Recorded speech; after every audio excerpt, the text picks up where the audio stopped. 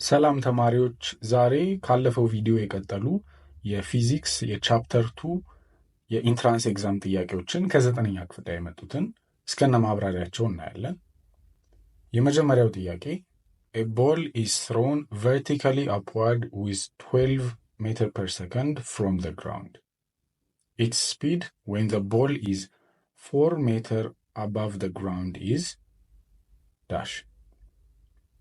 ስለዚህ የተጠየቅነው ከ4 ሜትር ጉዞ በኋላ ወይም ኳሱ ከተወረወረ 4 ሜትር የርቀት ያህል ከሄደ በኋላ ስፒዱ ስንት ይሆናል የተባለ ስፒዱ ስንት ይሆናል የተባለ። ስለዚህ this is ባለፈው እንዳየነው a freely falling body which has a uniform acceleration. Uniform acceleration means constant acceleration. Okay? Uniform ወይንም ኮንስታንት አክሰለሬሽን አለ።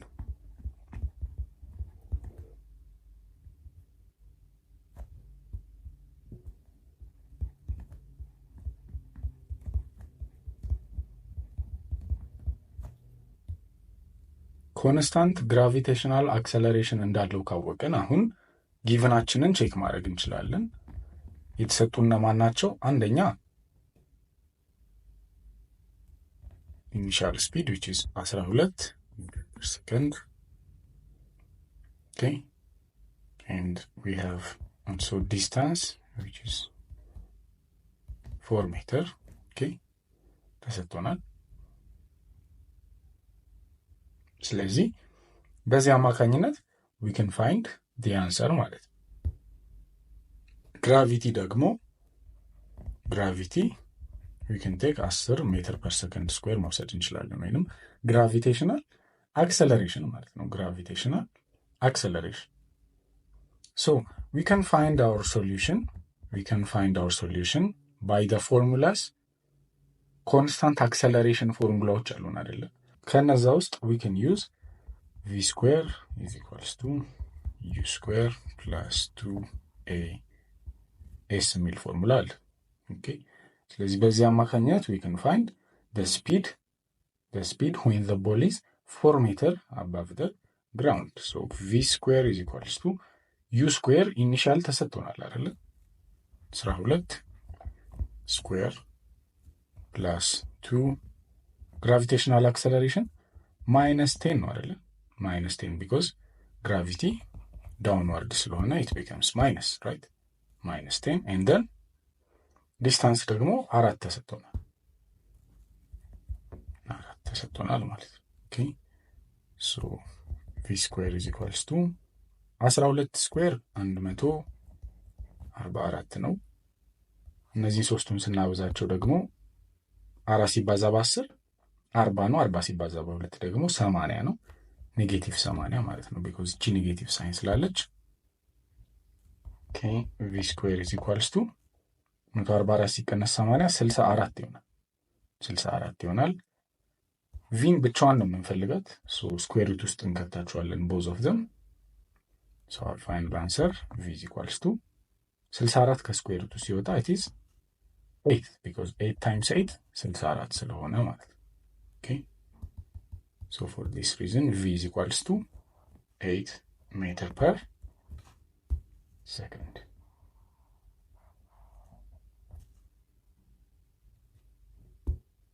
ከቹዛችን ውስጥ our correct answer is a 8 ሜትር ፐር ሰከንድ ይሆናል። ሁለተኛው ጥያቄያችን which of the following statement describes uniform motion ነው የሚለው። uniform motion. okay, so መጀመሪያ uniform motionን ዲፋይን ስናደርግ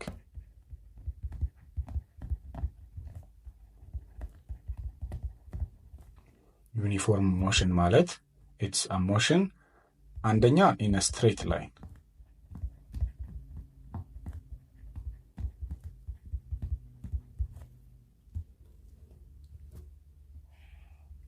ሁለተኛ ደግሞ constant speed. okay, ስለዚህ ሁለት ነገሮች አሉን ዩኒፎርም ሞሽን ላይ። አንደኛው it's a straight line motion ነው። ሁለተኛ ደግሞ constant speed የማይቀያየር ስፒድ አለው። ወደ ቹዛችን ስንመለስ an object starting from rest moving on a straight line to attain a velocity of 30 ሜትር per second ነው የሚለን። ይሄ ማለት በቀጥታ መስመር ነው እየሄደ ያለው፣ ግን የተነሳው ከምንድን ነው? ከሬስት ነው። ስለዚህ መጀመሪያ ኢኒሺያሉ 0 ሜትር per second ነበር ማለት ነው። ይሄ ደግሞ አይሆንም፣ ምክንያቱም it has to have constant speed. So our answer is going to be ለኤ ልክ አይደለም ማለት ነው። ለኤ it's not correct. Okay. ቢን ደግሞ ስናየው an object moving with constant speed of 30 ሜትር per second in a straight line ነው የሚለን። ስለዚህ አንድ ኦብጀክት በቀጥታ መስመር በ30 ሜትር per second እየተጓዘ ከሆነ ኮንስታንት ስፒድን አሟልቷል and straight line የሚለውንም አሟልቷል። ስለዚህ ምን ይሆናል ማለት ነው? B is correct. B is correct. ሲና ዲን ደግሞ እናያቸው። ቾይስ ሲ an object moving around a circular track with a constant speed of 30 ሜትር per second ነው የሚለን። ስለዚህ ኦብጀክቱ ከኤ ተነስቶ ሞሽኑ እንደዚህ አይነት ሞሽን ነው ማለት ነው። ኦኬ ሰርኩላር ነው። ስለዚህ ኤ ጋር ተመልሶ ይመጣል ማለት ነው። ኮንስታንት ነው 30 ሜትር per second፣ ነገር ግን it is ሰርኩላር ነው። it is not ስትሬት ላይን ሞሽን አይደለም ማለት ነው። ስለዚህ ምን ይሆናል ማለት ነው? መልሳችን ሰርኩላር በምትለዋ ብቻ ልክ አይሆንም። ሲ ልክ አይሆንም። እንዲ ደግሞ an object at 30 ሜትር per second toward east and then 30 ሜትር per second toward north ነው የሚለን። ይሄ ማለት መጀመሪያ ኦብጀክቱ ከዚህ የተነሳ ከዚች ፖይንት ከተነሳ 30 ሜትር per second ወደ ኢስት ሄደ and then ወደ ኖርዝ ደግሞ ሄደ ድጋሚ። ኦኬ ወደ ኖርዝ ሄደ ድጋሚ። ስለዚህ በ30 ሜትር per second ነው ሄደው፣ ሁለቱንም ጊዜ በ30 ሜትር per second ነው ሄደው። ነገር ግን ኮንስታንት ስፒድ ቢሆንም ኢን ስትሬት ላይን ግን አይደለም። ኦኬ አንዴ ወደ ኢስት አንዴ ወደ ኖርዝ ነው ሄደው ማለት ነው። በዚህ ምክንያት መልሳችን ትክክል አይሆንም፣ የዲ ማለት ነው። ኦኬ so D is wrong. Our correct answer is B. ሶስተኛው ጥያቄ the velocity time graph of an object along a straight line towards east is described by the figure shown below. So what is the total displacement moved by the object ነው የሚለው። ስለዚህ ቶታል ዲስፕሌስመንቱ ስንት ይሆናል? ዲስፕሌስመንት ማለት የቬሎሲቲ ቨርስስ ታይም ግራፍ፣ የቬሎሲቲ ቨርስስ ታይም ግራፍ ኤሪያ ነው ብለናል። ኦኬ ዲስፕሌስመንት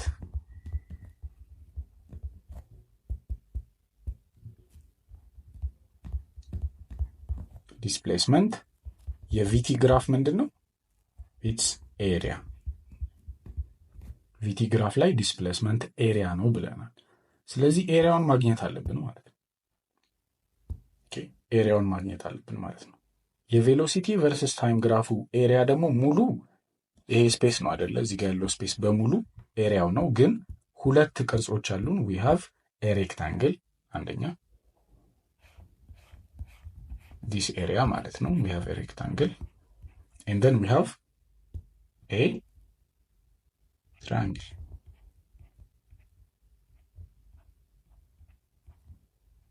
ሶ እነዚህን ሁለቱንም ኤሪያዎች አግኝተን መደመር ስንችል ዘን we will find the displacement ማለት ነው። to find the area of the first region 1 ማለት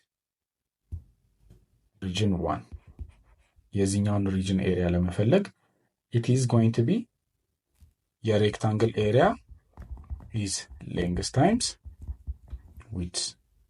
so what is the length and what is the width? length ማለት ከዜሮ ከዚች ይነሳና እስከ 30 ነው አይደለም የሚደርሰው። እዚህ ድረስ ስንት ሆነ? it becomes 30 ወይንም 30 ማይነስ 0 እንደማለት ነው። ሌንግዙ ከ0 እስከ 30 ያለውን ዲስታንስ ስለሚይዝ። ኦኬ ዊድዙ ደግሞ ከ0 እስከ 15 እዚህ ድረስ ማለት ነው። ከ0 እስከ 15 which is እሱም ስንት ነው?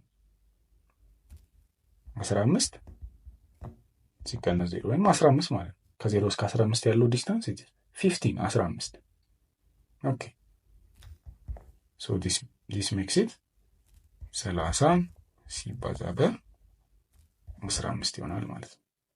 ኤሪያ ኦፍ ዘ ሬክታንግል ኤሪያ ኦፍ ዘ ሬክታንግል ማለት ነው። እቺ ሬክታንግል ነች። 30 ሲባዛ በ15 450 ሜትር ይሆናል ማለት ነው።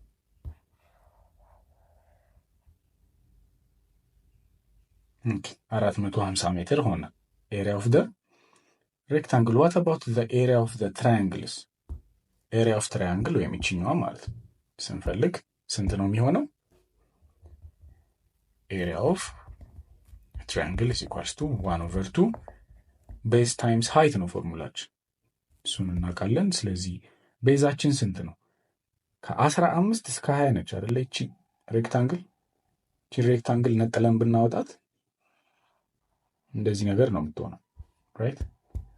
ሶ እዚች ጋር እቺን ሬክታንግል ብናወጣ እንደዚህ አይነት ቅርጽ ይኖራታል። ከ15 እስከ 20 ያለውን ስንሰራ ከ15 እስከ 20 ያለው 5 ነው አይደል ዲፍረንሱ? ኦኬ 1/2 ቤዙ 20 ማይነስ 15 ወይንም 5 እንደማለት ሲባዛ ሃይት ደግሞ ቲዝ ከ15 እስከ 30 አይ ሚን ከ0 እስከ 30 ከ0 እስከ 30 ድረስ ኦኬ ከታች ጀምሮ ማለት ነው። ይሄንን ነው የምናየው ራይት። ስለዚህ it becomes ሃይቱ 30 ይሆናል ማለት ነው። so it becomes 1/2 ሲባዛ በ5 ሲባዛ በ30 ይሆናል ማለት ነው። ስለዚህ ይሄንን ስንሰራው ስንት ይሆናል? 30 ሲባዛ በ5 150 150 ሲካፈል ለ2 75 ኤሪያ ኦፍ ትራያንግል አገኘን ነው ማለት ነው። ስለዚህ ኤሪያ ኦፍ ትራያንግልም ሬክታንግልም ካገኘን ሁለቱን ስንደምር ቶታል ዲስፕሌስመንት ይሰጠናል። ቶታል ዲስፕሌስመንት ይሰጠናል which is 450 ሜትር ሲደመር 75 we have ሜትር እዚህ ጋር is equals to ስንት ይሆናል? 525 ሜትር ይሆናል ማለት which is total displacement